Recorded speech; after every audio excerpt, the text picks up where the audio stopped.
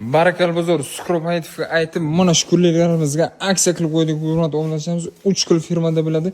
Bitta to'liq ma'lumot berib o'taman, oxirida narxini aytamiz. Bular uchalasi ham hurmat o'rnashamiz. 3 xil funksiyada ishlaydi. Issiq suv, sovuq suv va iliq suvda ishlaydi. O'sha bochkalar tepasidan bo'ladi. Pastda har birining muzlatkichi bor. Mana ko'rishlaringiz mumkin. Mana ko'rishlaringiz mumkin.